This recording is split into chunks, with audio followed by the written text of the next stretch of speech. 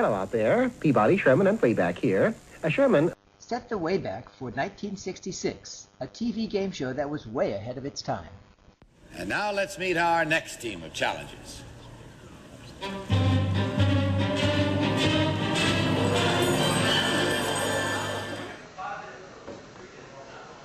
What is your name? My name is Bruce Ratcliffe. My name is Bruce Ratcliffe. My name is Bruce Ratcliffe.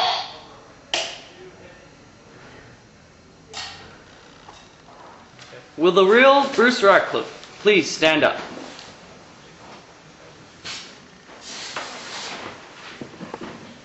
I am Bruce Ratcliffe. I work at Edison High School, Fresno, California. And every day I teach jokers like these. Yeah, man.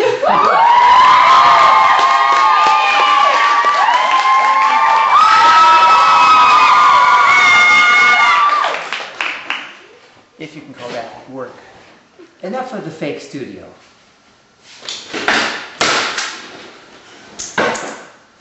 Welcome to my classroom, and I'm here to tell you why I should be Jimmy's science guy.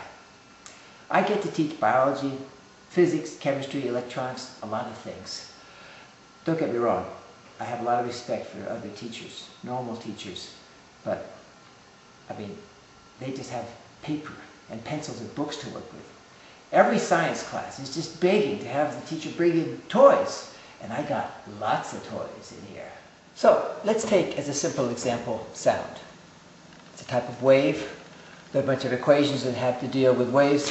Here's one of them. This tells you the standing wave resonant frequencies on a taut string, like a guitar or a piano. But it also tells you that physics is intimidating.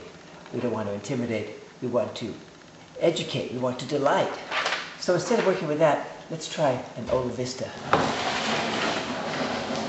This is a machine. It's pretty simple. My kids all build one and play around with it. As you can see, it's got a wave on it. We can pump up the volume a little bit here, increase our frequency. And it's a single segment of wave here, but we can, with a magic finger, double that puppy. Ooh. And we can do better than that. If we can double, why not triple? Yeah. So you can make all kinds of different waves. You can even make quadruples and all sorts of weird, like, instabilities and stuff. Another example, acceleration. That's part of the study of motion. And as you know, acceleration equals boring. Well, if you really want students to understand acceleration, maybe you should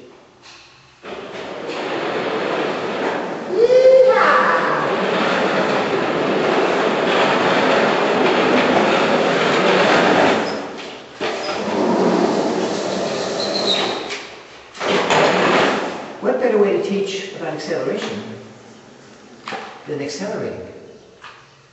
My students built these e-cars, we're racing them around campus. You know, I'm thinking, Jimmy, you and me, we could go head to head down Hollywood Street. I mean, it would be publicity for the show, it would be plugging alternative vehicles. Why should Leo get all the publicity with his Prius? I mean, America's energy independence right here. That's an important topic. We can cover that too. Now, let's take as a final example, air pressure. I mean, gas is $4 a gallon these days, so you want to save money. You go to the filling station, you fill up your tires, put 30 pounds in them. Well, that's supposed to save you gas, but have you ever thought about that? 30 pounds in 4 tires, that's going to be 120 pounds that you're carrying around. Stop dragging my car around. I mean, that's crazy. And it gets worse. Think about Lance Armstrong. I mean, how did he win the Tour de France? He has 2 tires. They're very high pressure tires. He's carrying around 100 pounds plus in each tire. That's over 200 pounds. So clearly something's wrong here. Pressure is not measured in pounds, and that's the key. Perhaps we can find out how it really works with contestant number 3.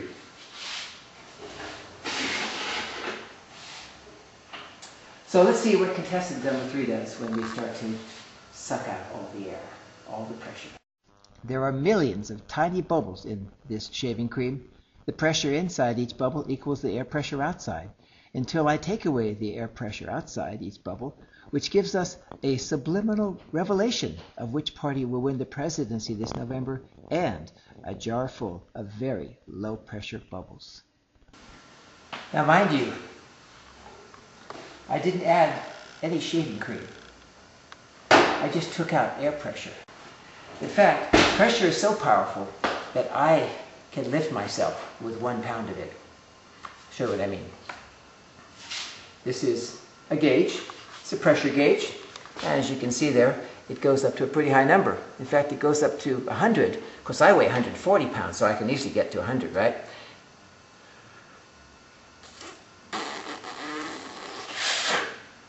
No, I get to about 1 pound. Now that's 1 pound per square inch.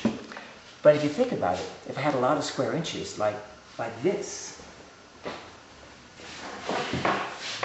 guy, this nice big thing that's about 20 by 20 inches, that's about 200 square inches.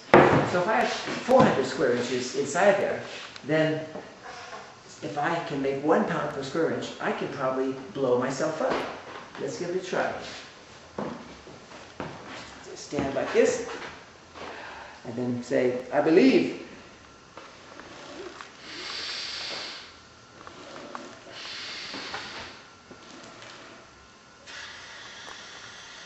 Going up or blowing up.